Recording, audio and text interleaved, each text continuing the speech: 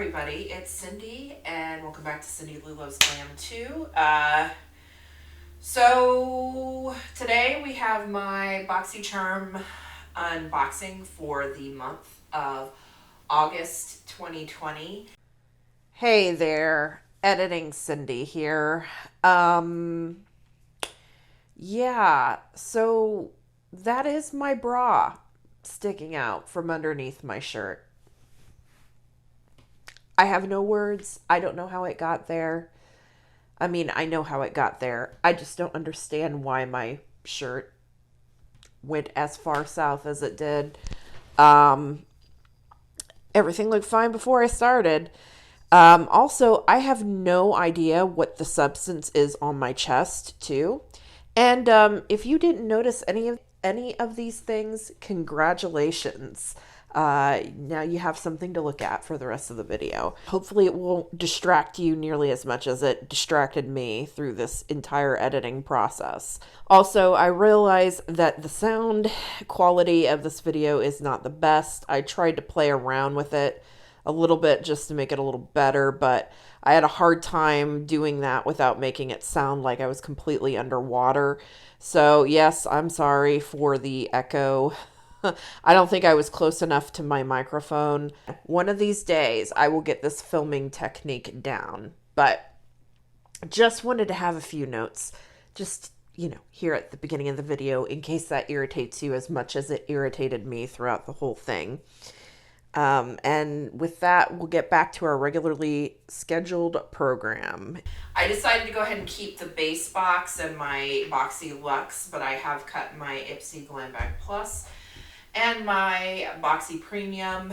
I just didn't think they were worth the value anymore. I'll also chat about a few changes maybe coming to my channel. My channel's probably gonna have to change for a little bit just because of the school year starting. So, but without further ado, I'm gonna hurry up and get in here. I am wearing all of these products on my face today, and I have been playing with them for a few days now. So, first things first, the theme of this month is glamping. Here's the card, super cute. It is variation number 3, and I guess we'll just get on into it with the first thing here. It is my choice product. I got the Too Faced Born This Way Super Coverage Multi-Use Sculpting Concealer, and I got it in the shade Pearl. I did get something probably a little too dark and yellow for me, though. So here's what the wand looks like. It is a very big doe foot. So I almost feel like this is less for concealment and more for like putting on as a foundation. So since it is a little bit darker than my natural skin, yeah, see, that's just way too... Well, actually, from this far, you can probably tell it doesn't really match me that well. I mean, you can see it. And when you have something that's very full coverage like this, it's not the best thing in the world. I wore it today, but I did have to kind of mix it with some other things to make the color right. I actually really like the way this blends out, and I actually kind of like the finish on it. So I really wish I could have gotten it in a color more suitable for my skin, but it is what it is. I probably should have just gone with there was like a tinted moisturizer. I probably would have been better off going with that, but oh well. I guess I'm glad to know that at least the formulation is something that I would probably be interested in the future. But that is the Too Faced Born This Way Super Coverage Concealer. And the retail value of the Too Faced Born This Way Super Coverage Concealer is $29. Next, I received the Clarins Velvet Lip Protector. I got it in the shade number 1 Velvet Nude. I am currently wearing this. This is a beautiful nude shade on me. It's not my typical nude, but it is, I don't know, it's like this muted rosy color. I can't explain it, but I really like it. And the applicator is a little bit different than anything else that I've really ever used. It has like this sponge applicator, so I don't know if you can see it, but like you squeeze it and it comes up through the sponge, and then you put it on your lips like so. And the consistency of it, I actually really, really like. It's very soft and like silky. It's almost silicone-y though. Oh, my lips feel good with it, but I'm not sure if it's actually helping to moisturize it or if it is drying it out. I just don't know. Because it feels good while it's on. The only other thing that I can think of that is very similar to this is maybe the NYX lip butters. I think those kind of feel the same way, but I would be very interested in trying more from this line because I really liked it. I kind of liked how it's kind of like this, that almost blotted, blurred lip look. I kind of like that, and I would be interested in maybe also trying like a deeper shade just to see how that kind of looks out and blots out, because I would also imagine that maybe a red with this would like not look so intense or intimidating. The clearance velvet lip protector retails for $26. The next item I got in the box was the Elizabeth Mott Thank Me Later eye primer. I haven't had a chance to work with this too much, but it is very silicone-y, and I don't think I've had creasing issues with it, but I could see if you put too much on how you might easily get creasing issues with it. What I've had some issues with is getting things to blend as well on it. I still have yet to find a eyeshadow primer that wows me more than my Milani eyeshadow primer. But you know, this it isn't bad. It isn't bad. And I did just get a pretty vulgar one though, so I probably shouldn't have opened another eye primer, but it is what it is. So it's okay, and I use eye primers, so I'm sure I will use that. So the Elizabeth Mott Thank Me Later eye primer retails for $20. Next item here is this Mud Masky Blue Light Protection Mask.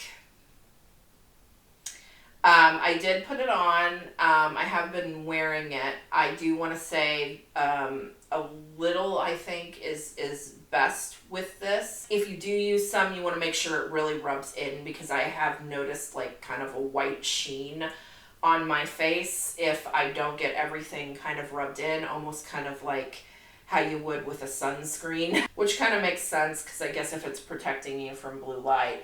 It obviously does not protect you from ultraviolet light, so it shows that on here.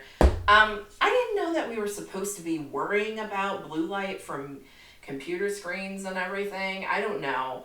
I mean, I guess we haven't been staring at them long enough for us to realize their aging effects. I think that's probably a bunch of unsupported BS right now if we're all now worried about the blue light that we're getting from our screens.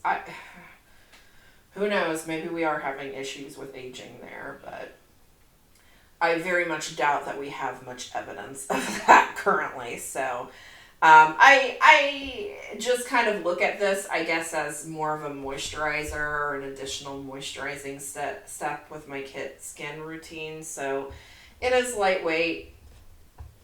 I was a little bit disappointed to see this in the box, and I'm like, come on. But then again, that's probably why it showed up in the box, is that, you know, people out in the real world weren't buying it either. And you want to know what the killer of this is? This is the most expensive item in this box.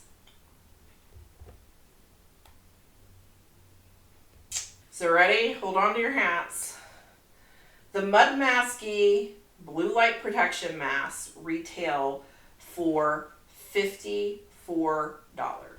I definitely wouldn't be paying $54 for another one of these. Sounds like they've made up a problem that I don't intend on solving. Last but not least, I I received the Butter London Teddy Boy eyeshadow palette, and it is the back of the box says, indulge in a little rebellious decadence with this high fashion 9-piece eyeshadow palette that pays homage to the teddy boys of the 1950s British underground. This is, you can definitely tell that this box is a very natural, natural glamping spa. Like, we've had a few of those this year from Boxycharm, but it is a very nude, natural palette. I know it's supposed to be high fashion, rebellious decadence, I guess. I don't know if I would consider this completely rebellious, but I guess there are some dark tones here, but it is a very cool toned natural palette. And I was kind of bummed when I opened the box and I saw this. I think I wanted the Violet Voss palette more, but I'm going to be honest, I am happy with this palette. I've had a chance to try it for a few looks now, and I really like it. It's definitely better than the last Butter London palette we got in this box. That was patchy and inconsistent, and I was ready to give up on Butter London's formula after just trying that one, which you probably shouldn't. But now, one thing I will say about this is that these are very muted tones. So if anybody goes in here thinking that you're going to get pow, pow, pow, a whole bunch of pigment, I think it's pigmented and it blends well. But you have to recognize that the pigment that you see in the pan is a very muted color to begin with. And so it's going to look like you're not getting enough of a color payoff, but it's because of the color that you're working with. Does that make sense? Kind of like with a lot of pastels. And I created a very nice, beautiful, like almost, it was bluish gray.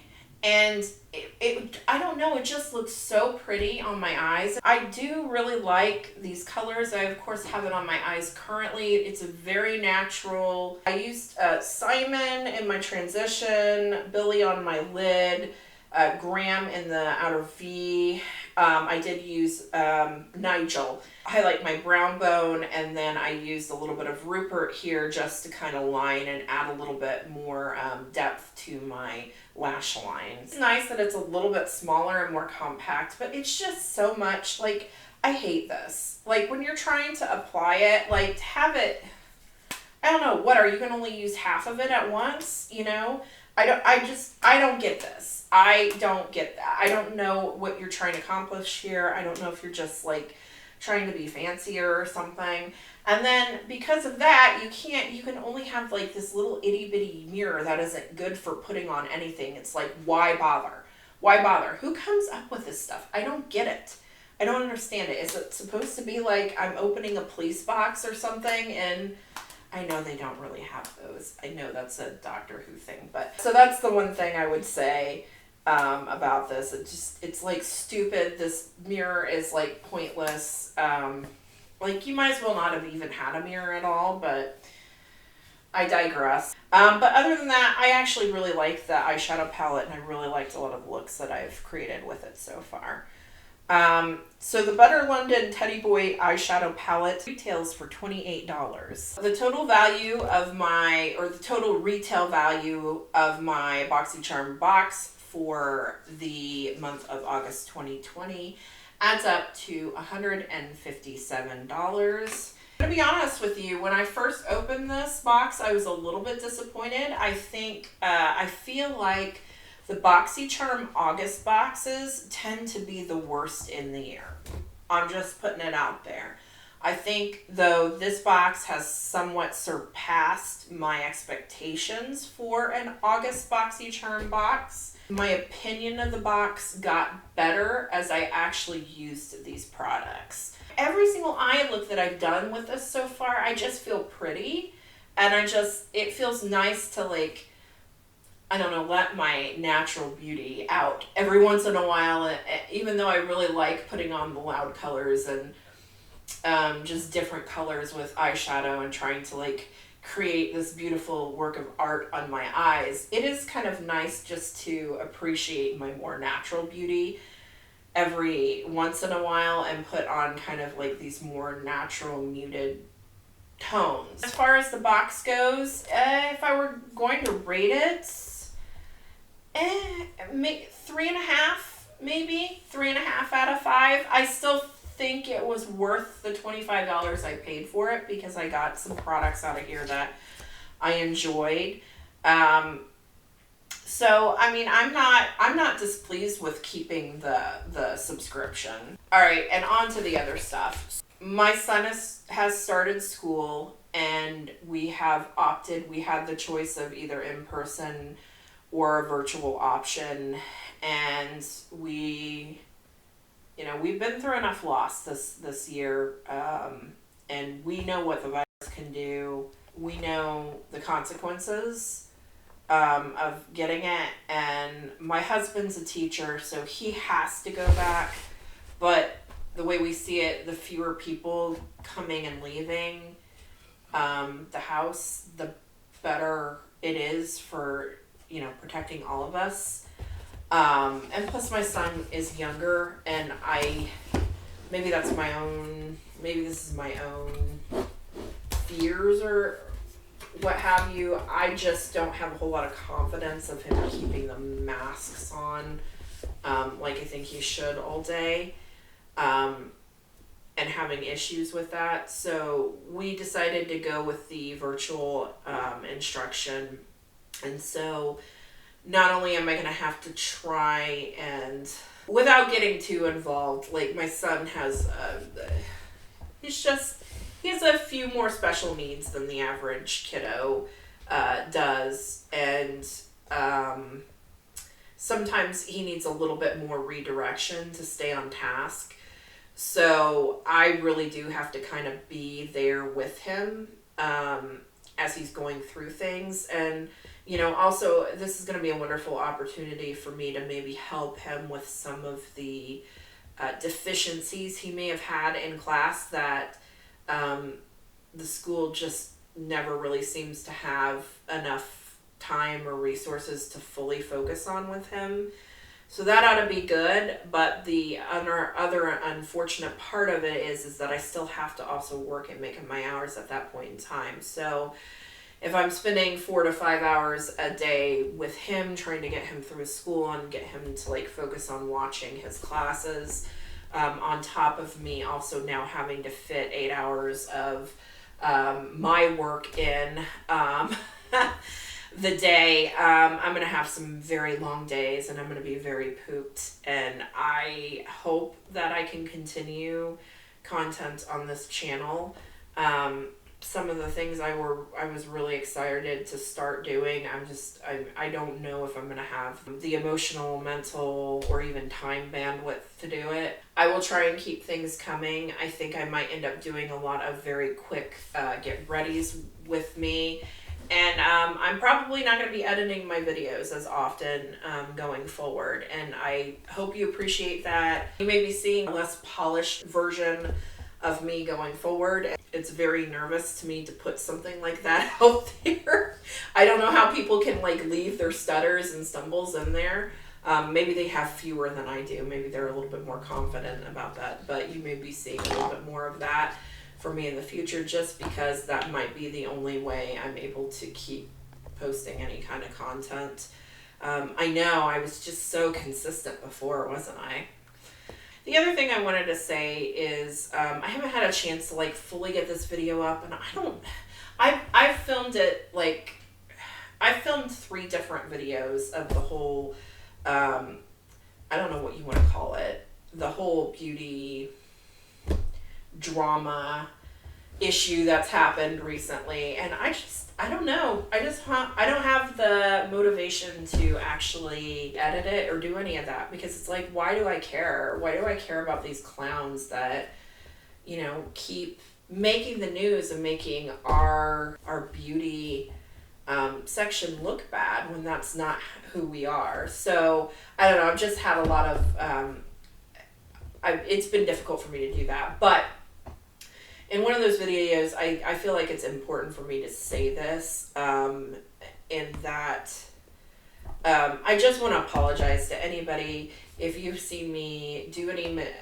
Jeffree Star Ministry unboxings or obviously product reviews or opening unboxings, that sort of thing.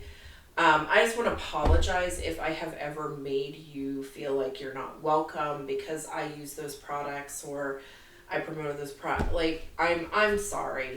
I didn't intend to make you feel that way. I should have looked more into his past. And I want to reserve all of this for the video I do plan on posting. I'm sorry. I have privated most of those videos. I did not private the recent cremated palette. Just because I stand behind a lot of things that I said in there. I thought there were more important things. I don't think I actually had like a social message or anything in any of the other ones. But I am curious if you guys would like me to unprivate those. Let me know in the comments down below, because otherwise I don't want it to seem like I'm hiding from anything. But the reason why I'm also privating them is that I don't want anybody to come to my channel and think I'm promoting the product, because I don't want to promote his products at all. I'm done. I'm done at this point in time, especially after looking into his past and realizing, it was as bad as a lot of people were saying. And I think keeping those videos up on my channel in full view might give that impression to anybody searching for things, or and I don't want to be a part of that problem. I don't want to be a part of the problem that allows him to continue to prosper off of all of this toxicity and just this constant creating drama to stir up and promote his products and promote himself. And I don't want to be a part of that cycle. One of the reasons why I thought it was okay for me to buy products from him is because I saw so many other people in the beauty space doing it, and I thought to myself, well, what he did in the past couldn't be that bad if all these people are supporting his products and they're getting tons and tons of views on it. So I don't want to be a part of that problem. I don't want anybody to think that going forward. I don't want to say that he can't redeem himself, because I don't want to believe that about any person. But at this point in time, I think he's too far gone. I don't ever see him being somebody that I would support.